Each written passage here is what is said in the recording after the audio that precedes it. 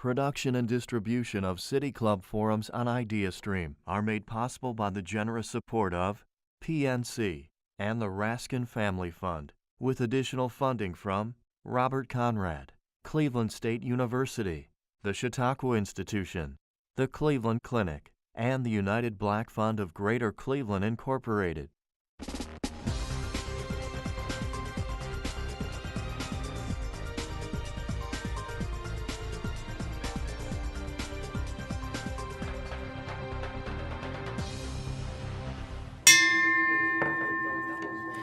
Good afternoon and welcome to the City Club of Cleveland. I'm Karen Kassler, State House Bureau Chief for Ohio Public Radio and Television, and I'm pleased to introduce today's forum, a conversation on the state budget. I'm sure you people in this room know that we have a state budget conversation going on. Many people might not know. I tell a joke quite often that I quote Dave Barry, one of my favorite writers, very serious, very respectful writer, Dave Barry, saying the best way to get television news to cover the state budget is to involve it in a car crash.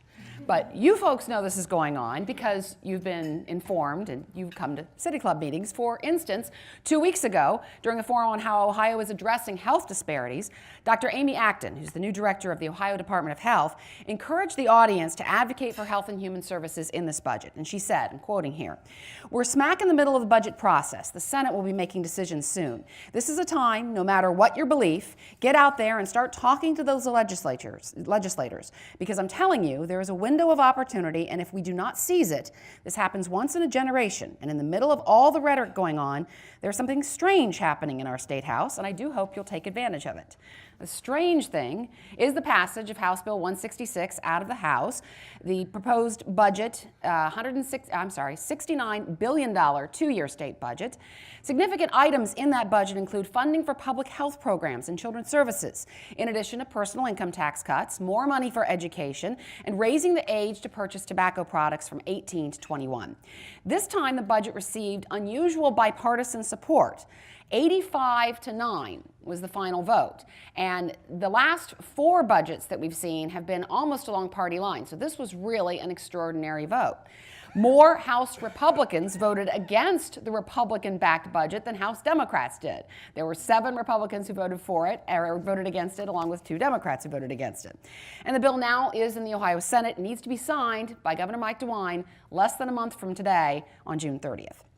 I'm here today with several leaders to discuss what changes can be expected and some of the big things that are in this budget that impact all Ohioans. Joining me on stage are John R. Corlett, President and Executive Director for the Center for Community Solutions. His career has included leadership roles in both the public and private sectors, including serving as Vice President for Government Relations and Community Affairs at the Metro Health System and as the State of Ohio's Medicaid Director. Representative Bride Rose Sweeney of Ohio's 14th District, which includes Cleveland, Brooklyn, Brook Park, Parma Heights, and Middleborough Heights, is next to him. She was first elected in 2018 and serves on the House Finance Committee, among other committees. And Alicia Washington, Vice President of Government Advocacy for Greater Cleveland Partnership.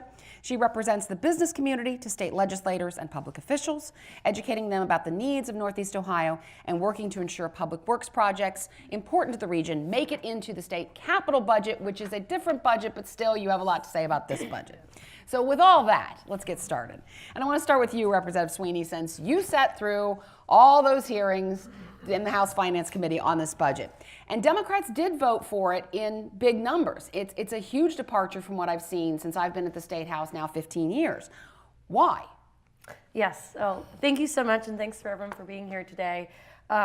So I am a freshman lawmaker, but I did work at the State House for 4 years, and I was part of the budget process for the past 2 budgets. So just from my short time at the State House, I can say that with this administration, when we started with the State of the State and looked at the governor's executive budget, we were kind of shocked. We were, these are Democratic talking points that we've been talking for so long, and for the first time in the past 8 years, we've stopped talking about tax shifting and tax cuts and started talking about investing and how, we got to a point where there's only so much you can go. And so one of the big things that really moved a lot of people over, and we've had one of my colleagues, Representative Sarah, who said, this is his, this is his 11th budget, 22 years. This is the first time he has ever voted with the Republican budget. So this is substantial that with a lot of the tax changes is really what I believe moved a lot of people that, specifically, which I'm sure we're going to get into it, the LLC tax loophole, where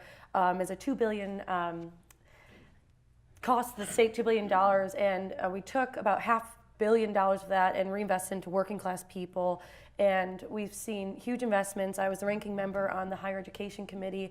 We've seen historic investments in need-based aid in our institutions. And I mean, it was just something that, knowing you're in the minority, knowing this is not the budget that we would put forward, that was the right thing to do within the parameters we had. So, how did minority Democrats end up with so much that you wanted? I mean, is this a tribute to Speaker Larry Householder, who had a year-long battle with the former Speaker Ryan Smith to get Republican support and get Republicans to vote for him? He got as many Democrats as Republicans to vote for him. Does that really speak to how you got some of the things that you wanted? Absolutely. And so, at the beginning of the General Assembly, we had both speakers who could not come to a majority within their own caucus come and lobby Democrats. And it was a whole fight within our caucus. Some people said, we want to stay out of it. And I said, if you get to pick your opponent's leader, why wouldn't you want to be a part of that? So, we came and we negotiated. And we said there are certain things that we want. We have 3 committees where, you have the chairman and a ranking member, which I'm lower than, but there's 3 subcommittees that are equal co-chairs and have equal power. And knowing going forward, that we wanted to have more say. Outside of the budget, we just unveiled, I think, a priority list of 10 bills that have bipartisan support. I'm on one of those bills that we came said, it shouldn't be about Democrat, Republican issues. There's issues we both agree on, and there's things we won't agree on. But if we elect you, these are the kind of the changes, and part of that was we want to have a seat at the table, and I think that's reflected in this budget. Yeah, there have been issues where there have been party line votes, but there have been 3 times where priority legislation has been introduced by both Republican leaders and Democratic leaders, so that's interesting. But you brought up the small business tax deduction, and I want to start talking about that. The House changed the budget where the tax deduction did allow small businesses to take the first $250,000 of their income tax-free. The House budget lowers that to the first $100,000 of income tax-free. And so, Alicia, I want to talk to you about this. This is something that the business community is now pushing back on, saying, hey, this was a deduction that we really relied on. Yeah, so I think, take the long view on the small business tax deduction. It was created in 2013, and in 2014 it had changes made, in 2015 it had changes made, in 2016 it had changes made. We've had it the last 3 years kind of consistent where it stands, as you quoted, but now we're looking to change it again. So beyond the kind of status of where it is, there is a broader issue that we're hearing from our small business members around consistent and stable tax policy and regulatory policy. It's hard to plan for long-term growth when the ball is constantly moving on you, right? And we understand that there were a lot of concerns around loopholes within the small business tax deduction.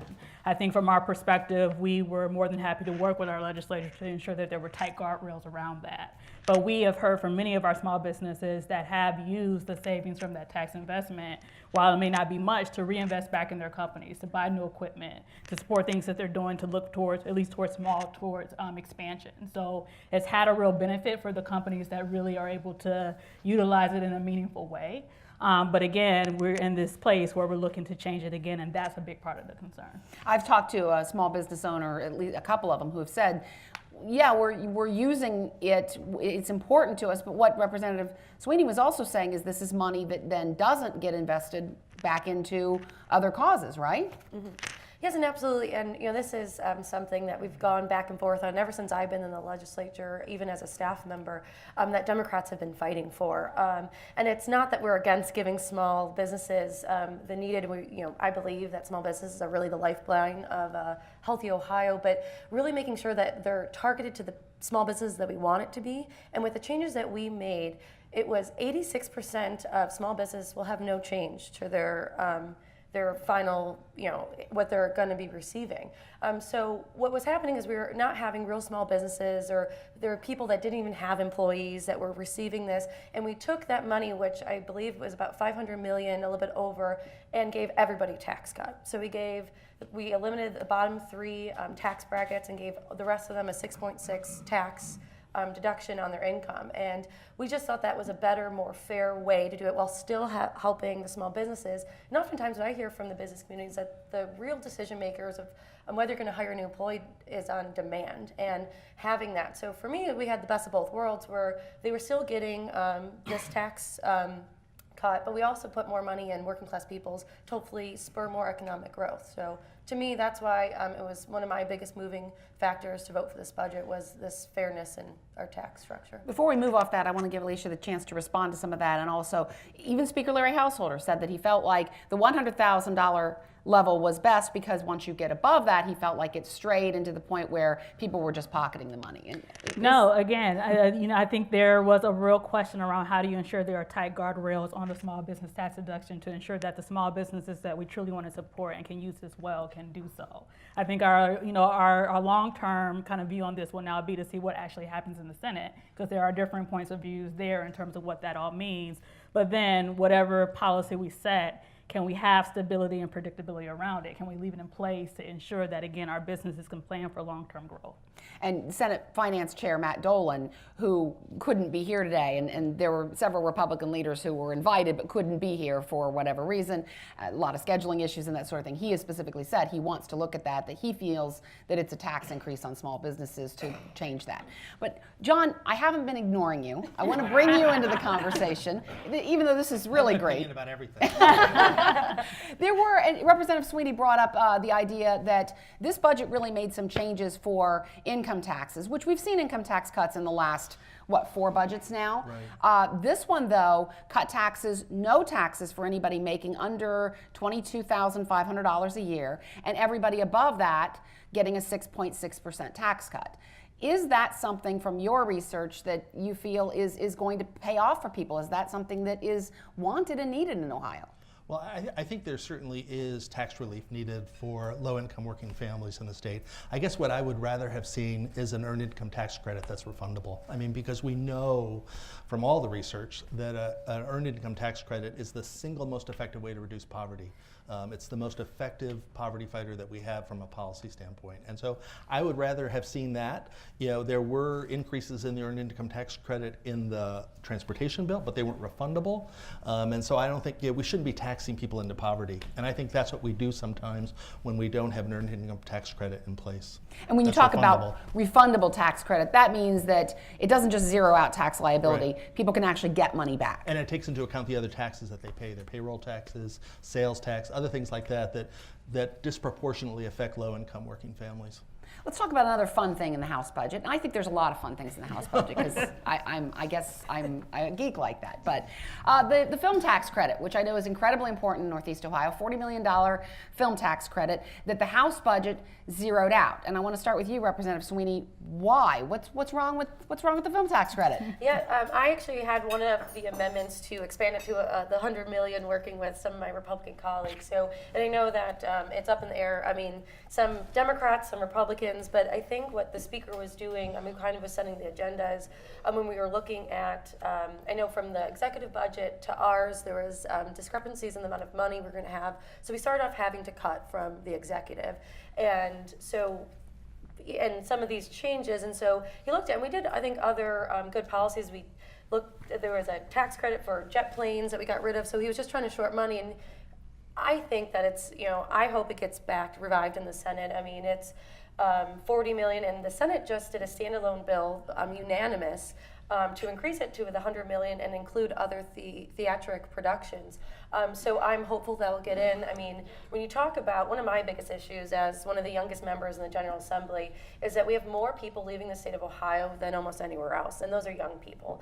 And when we talk about this specific tax credit, it's 5,000 jobs, and most of those are millennials and young people. And this has been here for 10 years. We've been building the infrastructure around it. Cleveland State has created a film school to support this and to have a perfect pipeline. And it's jobs that affect go on what you just think of film. So I'm very supportive of it, and I know that. But when every time you tax or do a tax credit, that's money that you're not investing in somewhere else. So I think that's where that got Nixed in the House. You could really see. Oh, I was just going to say you could really see the difference here. In you mentioned that the Senate actually voted to extend that tax credit to theatrical productions. They voted unanimously to do that on the same day that the House committee voted unanimously to cut the film tax credit. So it definitely is a difference here. So go ahead, Alicia. Well, no, I mean that was the exact point that Karen that I was going to underscore on what Representative Sweet had to say. I mean this was happening at the same time as one chamber was looking to increase the incentive while another chamber was looking to roll it back. For understandable reasons. How do we ensure there's more revenue going to things that really support working people across Ohio? So I think when we start to think about even a conference committee on this bill, it's going to be really interesting to see some of the issues that get set up for a compromise, with this being a key one. And it's important that people who support the film tax credit have said it's not just about Hollywood jobs. And certainly Speaker Householder has said he cares more about Bob Buckeye in Beverly, Ohio than Bob De Niro in Beverly Hills. But I've also heard the comments that there are other associated jobs that work with people in the film industry, tailors and other people who are supporting costuming and makeup and all that kind of stuff, right? Yeah, absolutely. I mean, one of the first economic impact studies that Cleveland State did on the film tax credit found that for every dollar invested, a little over $2 were put back into the economy, which supported a number of things that you just talked about. Greater Cleveland Partnership was supportive of the film tax credit when it was first created. We didn't get to a point of actually forming a position on the thought of how to increase it from the 40 to the 100 million, which is why it will be interesting to see how that starts to shake itself out as the budget continues to move through the process. But it's a part of what are the things that we are doing to incentivize the growth of certain industries in our community. And clearly a lot has happened in Northeast Ohio to really support a lively film industry. So we'll see where all this takes us. John, you want to jump in? I was just going to say that I think what was good about what the House did was it opened these things up to debate. I've always thought that once you get a tax credit in the budget, it's like winning the lottery. It never gets looked at again. And you just collect that year after year, and there's never any serious review. And so I think the House, by their action, opened all this up for a conversation. I think that's a good thing. There has been a review, though, of tax breaks. But not by the legislature. Well, there was a task force that came up that actually spent like 18 months looking at tax breaks and decided to change none of them. So this does happen. But I want to ask Representative Sweeney about this, and this is a little touchy, I guess, but in a way, if the tax credit is restored, will it even matter now that you've got Disney and Netflix and at least 8 other production companies saying that they may not do business in states that have these abortion bans, like the 6-week abortion ban that's been called the heartbeat bill in Ohio? Yeah, I mean, this is a bigger, from especially my colleagues that were talking about why do young people keep moving, and it's because of some of these issues where, I don't want to be known for. I voted against the heartbeat bill, and it's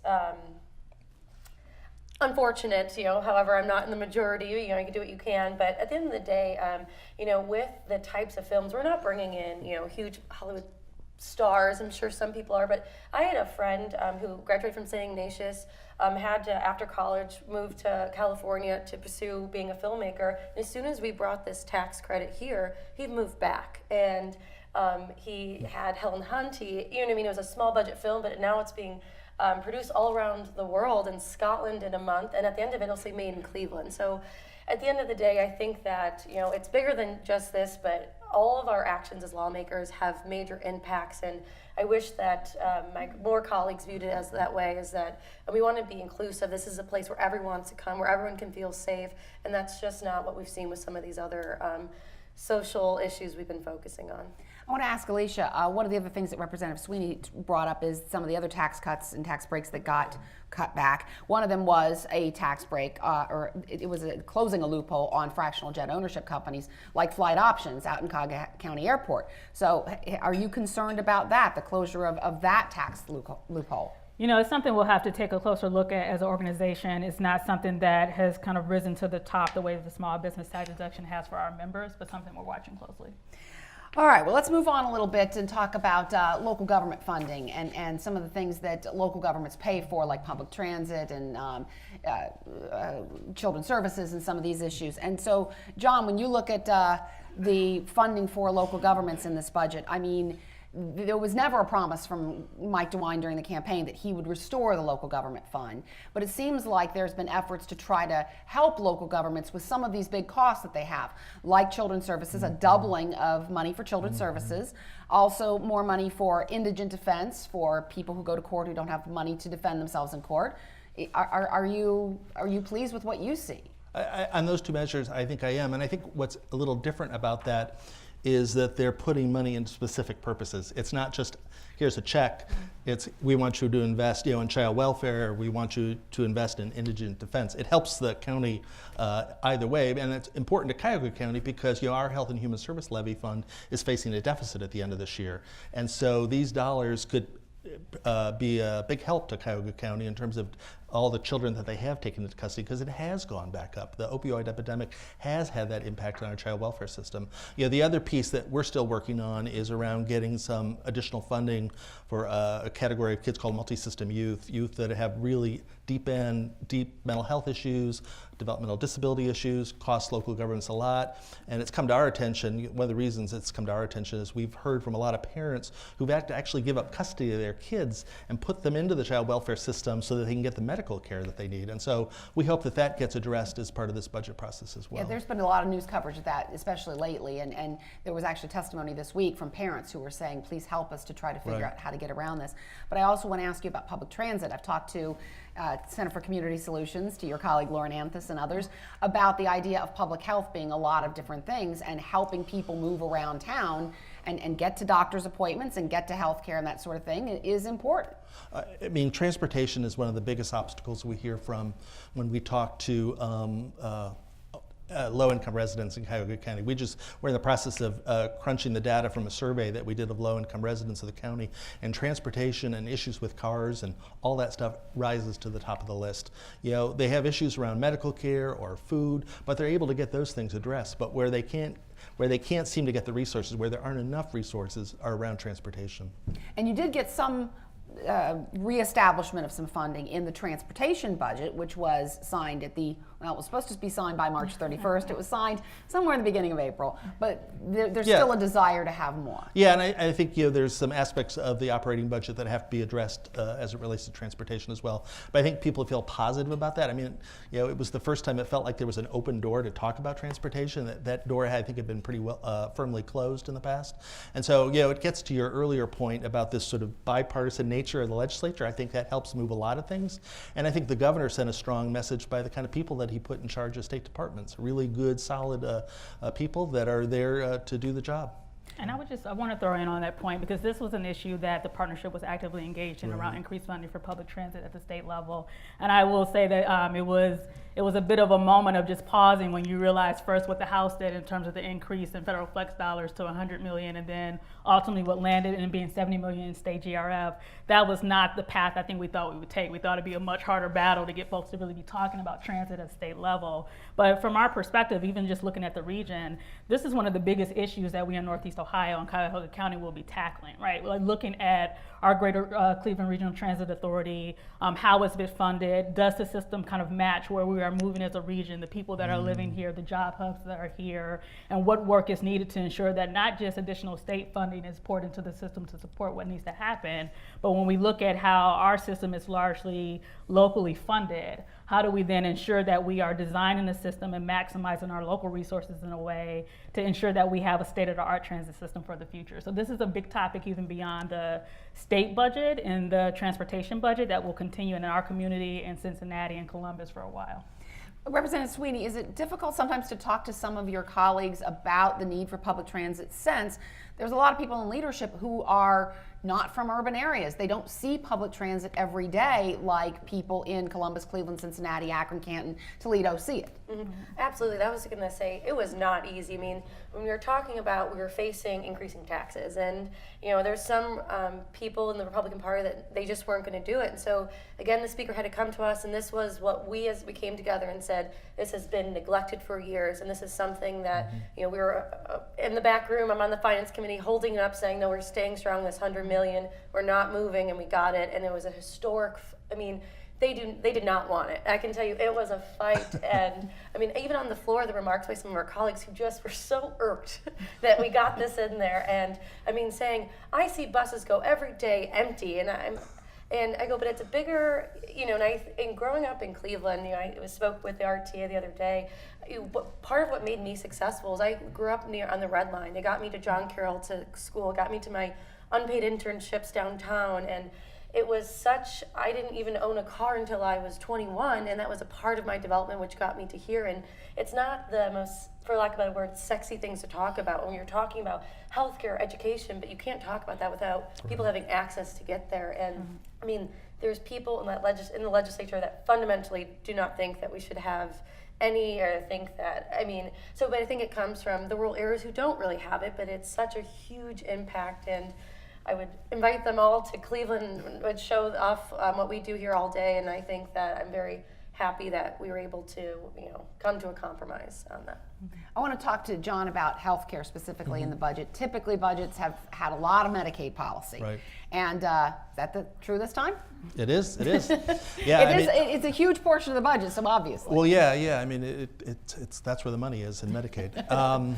But yeah, there is a lot in this budget. Some good, some bad, and some prevented. One of the things that sort of erupted at the last minute in the House was a proposal to bring back a Medicaid waiver that would require people in Medicaid, children, the expansion group, or not children, parents of children and the expansion group, to go through a whole series of sort of bureaucratic steps in order to keep their Medicaid. It would have affected about 1 million people.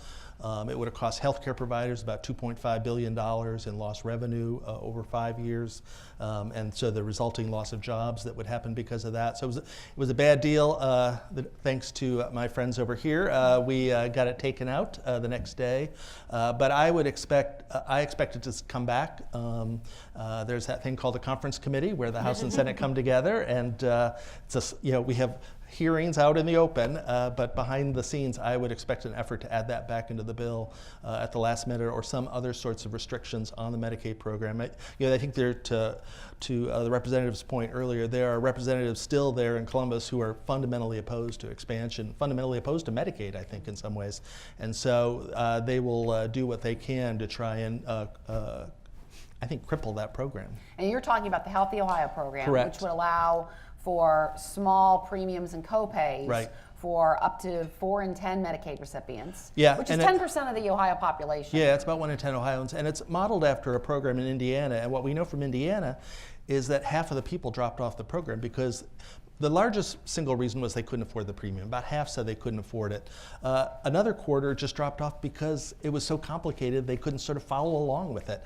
And so they weren't able to stay on the program. And so those people fall off. They become uninsured.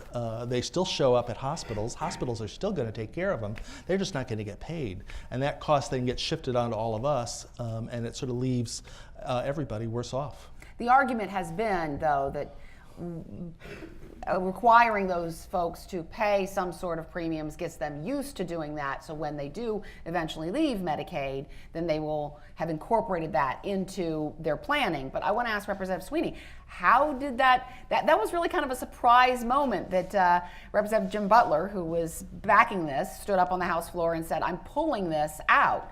It's kind of a surprise. Yes, so it was a surprise to many of us. So, I mean, I think it was the night before in committee.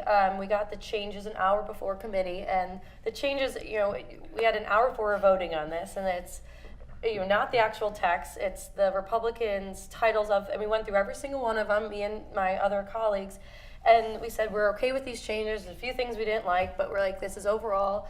We voted on it, and in the middle of the night, someone found the Healthy Ohio program on there, and so we went and we said, this is what we talked about when we elected you speaker, because that's kind of shenanigans would go on, and was really frustrating about not even being able to do your job as a representative. I represent 120,000 people, and I wasn't even able to know what I was voting on because they omitted that, and so they said it was an error. And I mean, it's very rare for the people who are empowered to sit there and take something they want off in the House floor. So I applaud the Speaker and leadership for doing the right thing. And but that's why you always have to make sure we have our allies out there looking through reading the text of it. But they did say that they will probably come either in conference committee or its own standalone bill. This is something they're really going to push, and I know me and my colleagues will be adamantly against it. Well, the legislature did make a lot of changes in the last couple of budgets that specifically related to Medicaid. Former Governor John Kasich actually vetoed some of them, including one that would have halted the enrollment in Medicaid expansion. Right. There was a freeze put on that. Governor Kasich had vetoed that. and that never got overturned. So I think that I had been expecting there to be a lot more action in Medicaid by state lawmakers, but Governor DeWine, during the campaign, Mike DeWine, had said that he was supportive of Medicaid expansion with some changes. Right, right. And I think, the department is already working through some of those earlier measures that the legislature approved. They've gotten a work requirement waiver already approved by CMS. They have to work through the operational issues. They said that'll be effective in 2021. So I think, they've operated in good faith and respected, what the legislature has done. Before we move to audience questions here, I want to ask Alicia about opportunity zones. It's another thing that's in the budget. There would be a 10% non-refundable income tax credit for investment in opportunity zones. Ohio has 320 of those around the state. Why opportunity zones? What would these things do, and why is this a good idea? Yeah, so opportunity zones actually started really back in 2015 with standalone legislation at the federal level, looking to think through another way to ensure investment happens in distressed communities across the country. We've had a number of programs throughout the iteration of community economic development tools, empowerment zones, new market tax credits, historic preservation tax credits. This was the latest attempt at it that would really focus in how to get more private capital gains into play in development projects that currently were just sitting on the sidelines. So you're talking about trillions of dollars that studies have shown that are there for potential investment, at least $1 billion that folks are thinking that could actually happen within the Opportunity Zone program. So how do you ensure that capital can actually move for good benefit? 2015 standalone legislation, fast forward to the federal tax reform law that we had, to where a version of the Opportunity Zone Act got included in that and became law. And it was a mad rush then for states to figure out how do we start to accommodate this new federal tool. Governors had a 90-day window to submit census tracts from their states that could be qualified as Opportunity Zone areas. The previous administration did that for Ohio, so the 320 that you talked about is what got selected.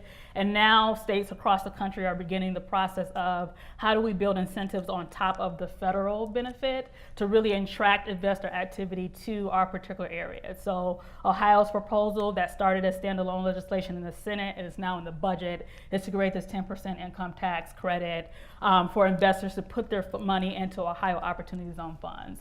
The partnership has been following this issue very closely, has been actively engaged. We have a lot of work on the ground that's happening through a number of our colleagues, through Cleveland Development Advisors, to build Opportunity CLE and really think through how we are smart about our strategy. But our longstanding position has been is that if we are not thoughtful about social impact as a part of the policy, we may not see the types of investments that we want to see. So we will be watching and continuously advocating around the budget on this piece to ensure, if not in this process, but soon thereafter, we're having a serious conversation about social impact and how to ensure those dollars go where we need them to go. And this is something that Mike DeWine talked about during the campaign. Quite a bit. He had built a whole big part of his economic plan on opportunity zones and using them. So he hit the ground running in a sense by saying, I'm going to do this. Right. So, well, it's time now to do the next phase here. We were listening to a forum, a conversation featuring John Corlett, President and Executive Director at the Center for Community Solutions, Representative Bride Rose Sweeney, and Alicia Washington, Vice President of Government Advocacy for the Greater Cleveland Partnership. I'm Karen Kassler, State House Bureau Chief for Ohio Public Radio and Television. We're about to begin the audience Q&A now, and we welcome questions from everybody. May we have the first question, please? Hello, good morning, and this was a great conversation, especially around the impact of health and human services and economic development and the intersection, so I really appreciate the panel's conversation this morning. I want to go back to an earlier part of the conversation. We were talking about tax cuts and revenue and the opportunities that might be lost as a result of that lost revenue. One of the things that was mentioned earlier was that we want to have the ability to understand the impacts of how tax cuts play out. We talked about the small business exemption, for example, and that it might be too early to see should we make changes. On the other hand, we also, like John said, that tax revenues, once they're in place, or tax cuts once they're in place, often stay there. And so my question is, in the view of the panel, what is a reasonable expectation to evaluate if a tax cut has played out the way you expected? At what point is it too short to understand, and at what point, if it ain't broke, don't fix it? Excellent question. Well, So good. I guess the way I'd approach that, Will, is I You know what? So one of the things I was surprised about in this budget was the fact that there's no new state investment in childcare, in state dollars. It's all additional federal money, but no additional state dollars. And I was surprised by that because I heard a lot of people talk during the gubernatorial campaign about the importance of early care and education. And for me, when I think about economic development, I think the single most effective thing we can do to improve the economy of this state is invest in early care and education. It's been proven, been researched by folks from the Federal Reserve and elsewhere. And so I think sometimes we get misplaced about where we think investments might produce economic benefit, and I think that's a place where we could do it. So I think and I was surprised by that there isn't any sort of dedicated state dollars, and that we didn't increase eligibility for child care because that is such a huge cost for families. And we've written a lot about this notion of the benefit cliff, that once you get to a certain point, you kind of lose everything. And one of the ways we could sort of reduce that is by increasing the eligibility for child care subsidies for working families in the state. And I think that would do a lot to improve the economy of this state. And so that's how I guess I would look at it and think about it. Yeah, I mean, I would add to that, right? So to a point that Karen made early on in this conversation is that there was a tax expenditure review committee that was established, right? And I think in some ways we could still view that as a tool that could be used to dive into some of these questions, including the one that you asked, Will, right? But I think from our perspective, again, a part of that question is figuring out what is the right balance of time, because you look at another issue area, building on education, our K-12 system, how we fund our schools, graduation requirements, policies, really important policies that determine what the future for our children will look like. Are they college and career ready? How does that happen? But if the line constantly keeps changing, because there's always a new policy idea on how to approach that, are we actually benefiting kids at the end of the day? So I think there are one of many policies that kind of fall within this framework, and hopefully there are future legislative tools, including strong comprehensive review of some of this to figure out what some of that looks like, and then a commitment just to leave it alone once we've done it. Well, I think that there are also research outlets that are doing research, though sometimes it conflicts with other research. I mean, our friends at Policy Matters Ohio have done some research on film tax credit that conflicts with some of what you had said earlier. So there are groups that are looking into these things, but it's a really interesting question. So we have another question. I think my question is related. So it's a question about how data is used in creating budgetary priorities. So I'm an entrepreneur, and right now I have a very limited budget.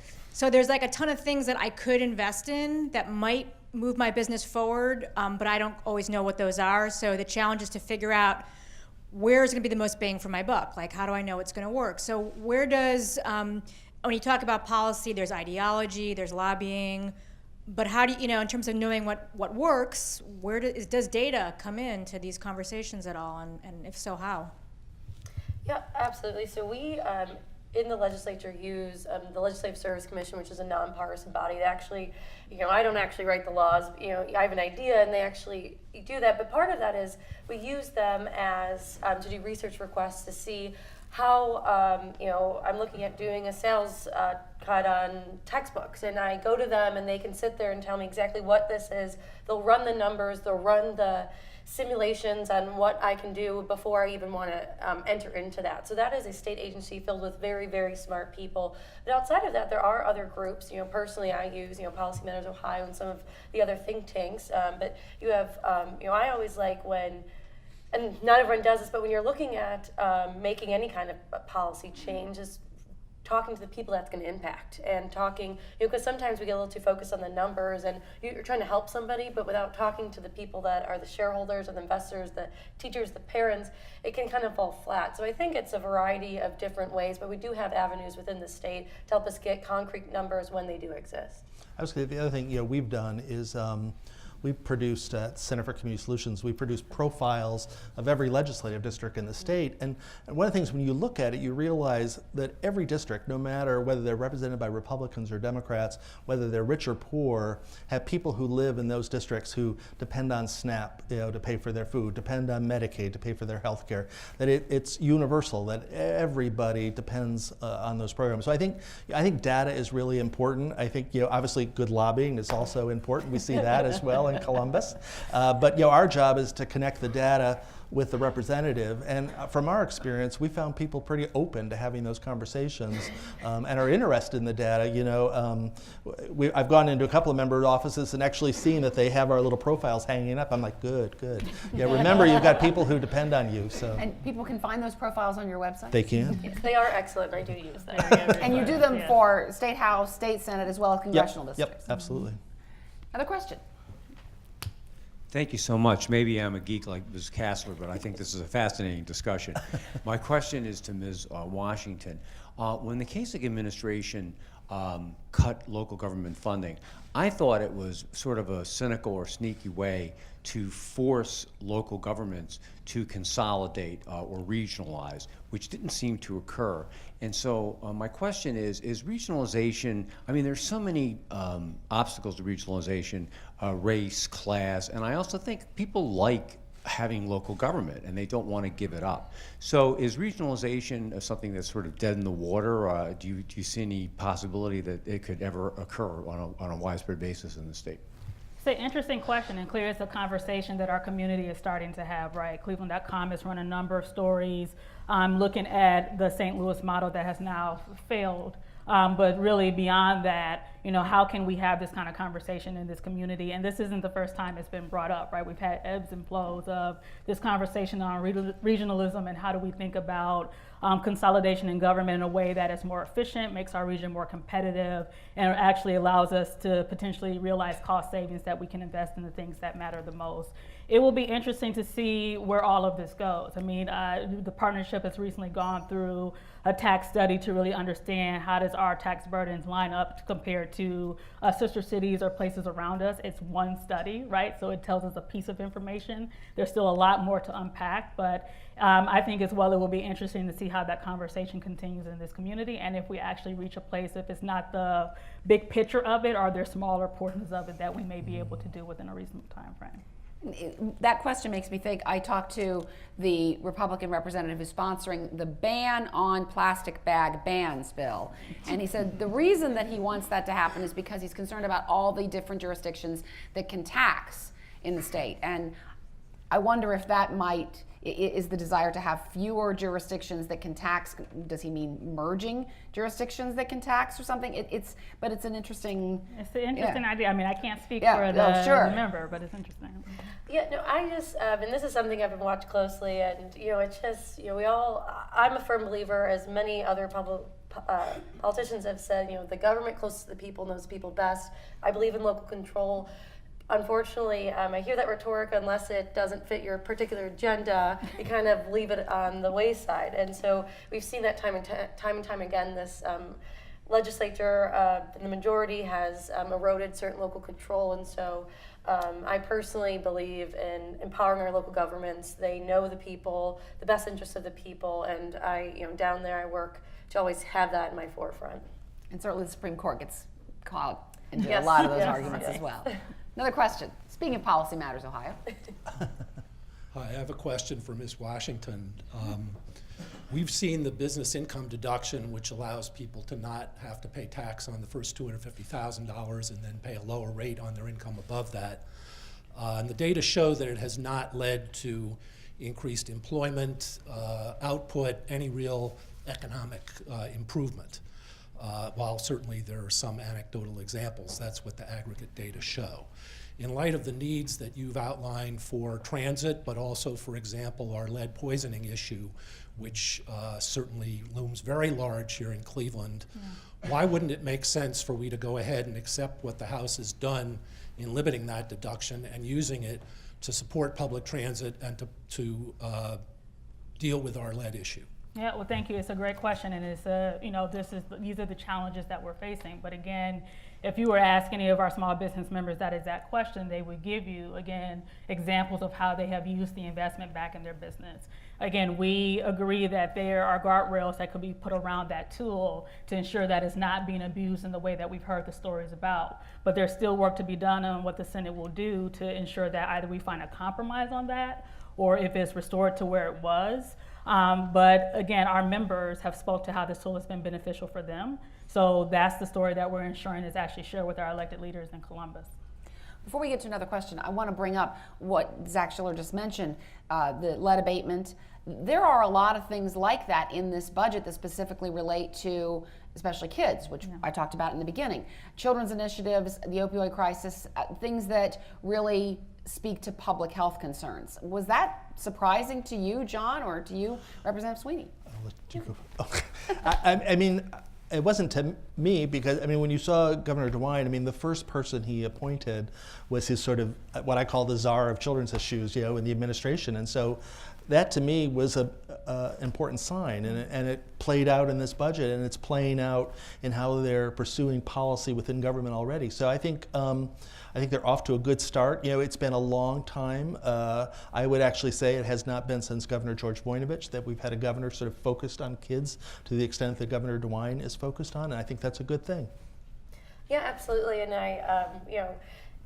I like to say that these are some of the issues that we as Democrats have been talking about for years, and I'm very happy that it's finally caught up, and that we could work together, and that it's been kind of doesn't have to be a partisan issue or meddled in whatever. But I think specifically, I was really excited about the lead issue, and within this budget there is a capped at a $10 million tax credit for individuals in homes that have the exposure, $10,000 per house. And when I asked the director about the question, it seems like a drop in the bucket, but at least this. I mean, when you look at the numbers and the exposure of lead, and you're talking about, $1 billion of economic loss, but to me, it's that means nothing when you're talking about children's lives and mortality and having permanent brain damage, just because of the home they're in, and it's just moved to a new house. I mean, you're really understanding that these are in economically poorer areas, and that we have a duty. And so I think that this was a good first step through the state. I know the city of Cleveland, the county, our private sector, all working to get this issue, and it's so important. The 10 million is not enough, but at least it's a step in the right direction. Another question. Yes, the Third Frontier program was initiated under Governor Taft as Ohio's program to really foster cutting-edge technology and entrepreneurship, and it didn't seem to be a priority under the Kasich administration, and there was a recent article suggesting it's running out of funding. So what is the future of the Third Frontier, and if it's not the future, is there an alternative program to focus on emerging technologies in Ohio? That's a great question. I have a perspective. Absolutely. Yeah. Please. So the Third Frontier is a program that we have been actively interested in, helped to support since its creation at the partnership. And you're right, we're kind of at this point of time where the last bond that was passed to support the program, the money should have run out in 2015 had it been spent at the level that was expected. We are now in 2019. It feels like about to hit 2020, and it's been a slow trickle. There's about $200 million left in that program, give or take. And it is the question that because the last administration did not prioritize it, it's something to potentially think about reauthorizing. And I think there's still a lot of learning that the new administration is doing around it. What will the future look like? This gets to a bigger conversation around what does an innovation economy look like for Ohio? What are the things that we've learned from the first years through now of the Third Frontier and other programs like it? Where are the gaps? Where are the things where we need to double down on investment or think about it in a new way? Support for minority entrepreneurs is one of the spaces where I think the Third Frontier had a gap, that there are opportunities to think about how we expand that moving forward. So I know there are a number across the business and civic community that are very interested in this conversation. There's local work happening here in Cuyahoga County involving the partnership and other funders and partners to really study what an innovation economy looks like for Northeast Ohio. But this is a central question to determine how do you deploy the dollars that are left in a way that will continue to support the intent of the Third Frontier. And then if it's not the administration that will make the move, what is the role of advocates on the ground to really push for another iteration of what that will be? You don't have to call it the Third Frontier. We can call it something else at this point in time. But I think the intent of that type of investment and building an innovative economy that fills in the gaps and where we missed out in the first years of this needs to be a focus.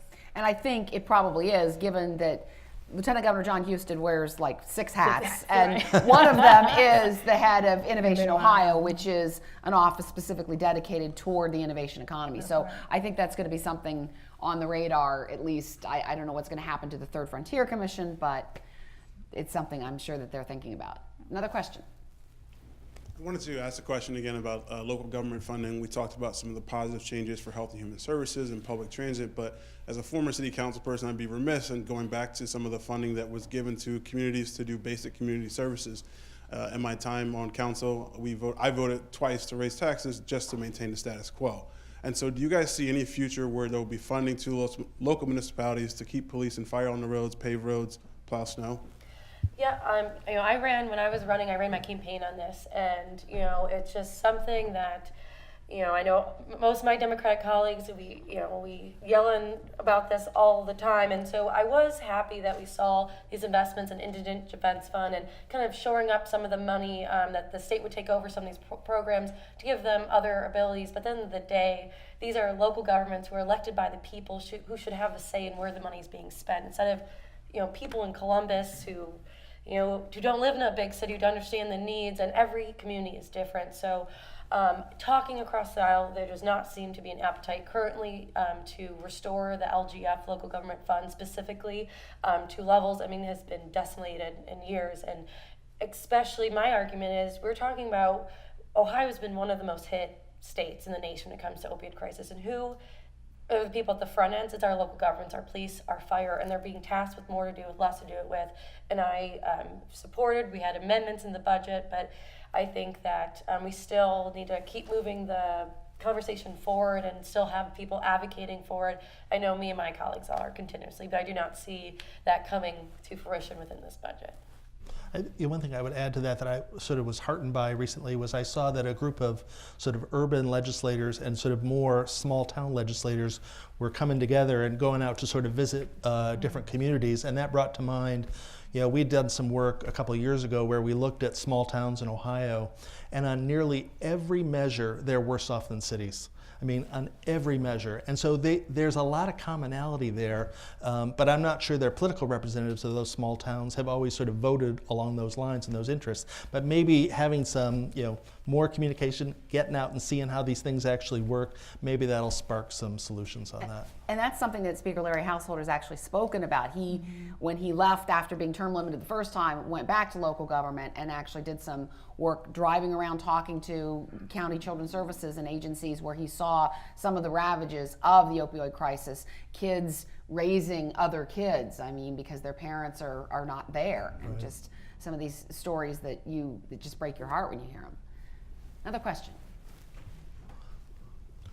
Yes, I wanted to ask about graduate school education, advocacy, and budgeting. I'm over at Cleveland State right now, and actually I'm in student leadership for graduate studies. And as far as in this current budget, are we seeing expansion in funding for our public institutions, particularly at the graduate level? Is the advocacy where we need it to be? We know that regionally, specifically with Cleveland, the success of the region is tied very closely to advanced degrees, to social mobility, is tied very closely to advanced degrees. Can you speak on that? What are we looking at for the future here? Yes, thank you so much for that question. So what I, as the ranking member of Higher Education Committee, this is kind of what, I was exactly working on. And higher education has not been a priority. It just has not in the past, in the past 8 years. We have seen, we had a 21% increase in our OCOG funding, which is the financial need-based aid for students. And while I applaud those efforts, and we had an increase in the SSI, which is state shared instruction, which is the money that our public universities use to lower tuitions and to make it affordable for students compared to our privates. It has been historic investments. However, they're historic because we've been cutting them and not paying attention to them for a long time. If you look at Ohio, we're 45th in most expensive public universities. So, we should be at $100 million. We increased it by $20 million. So it's a step in the right direction. And, you have to be realistic, especially as someone in the minority party that we were getting here before. We were talking about cutting access and to higher education. And we have this 2025 attainment goal that all part of our adults have some kind of post-secondary, whether it be a college degree, graduate, or even a short-term certificate. They have some kind of extra credential outside of a high school. And in the committee, I asked every single sector, from the career technicals to our community colleges, our universities, and not one of our sectors said we can, or even close to there. So there is so much more we need to do. We need to be working together as a higher ed group to try to get here. And I have some bills that will hopefully move us closer. But yes, we're doing good things in here, but there's so much more to be done. We have one more quick question. Yes, so our next question comes from Twitter.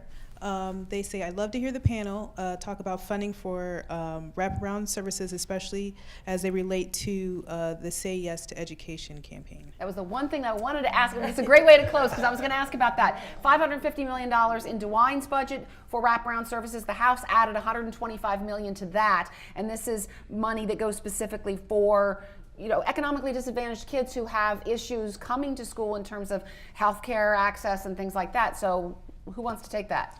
Well, I would just say this is actually one of the areas where Cleveland's been in the lead. I mean, we've sort of, we had the Say Yes effort, which is really important. That's sort of coming to Cleveland, and because you can't just wait till kids graduate to sort of offer them sort of help and say, hey, we'll pay for your college or whatever. You've got to start way before that. And we actually started before Say Yes with United Way, put these wraparound services around certain schools in Cleveland. So we've seen that it has a positive impact. It's good to see the investment, and I'm sure it's going to, I think that will attract some attention in the conference process. People will have some questions about it, but I think we know that you have to offer these supportive services to make sure that young kids have a chance to succeed. Really short answer, is it enough to bridge that performance gap between economically disadvantaged students and their better off peers? I don't know that it's enough, but it will certainly be helpful. All right. Well, thank you very much. We've been listening to a forum on the state budget featuring John Corlett, President and Executive Director at the Center for Community Solutions, Representative Bride Rose Sweeney, and Alicia Washington, Vice President of Government Advocacy for the Greater Cleveland Partnership. I'm Karen Kassler from the State House News Bureau. We thank you all for being here today. Really appreciate it. That brings us to the end of today's forum. Thank you all very much. This has been a great conversation, and this forum is now adjourned. For information on upcoming speakers or for podcasts of the City Club, go to cityclub.org. Production and distribution of City Club forums on IdeaStream are made possible by the generous support of PNC and the Raskin Family Fund, with additional funding from Robert Conrad, Cleveland State University, the Chautauqua Institution, the Cleveland Clinic, and the United Black Fund of Greater Cleveland Incorporated.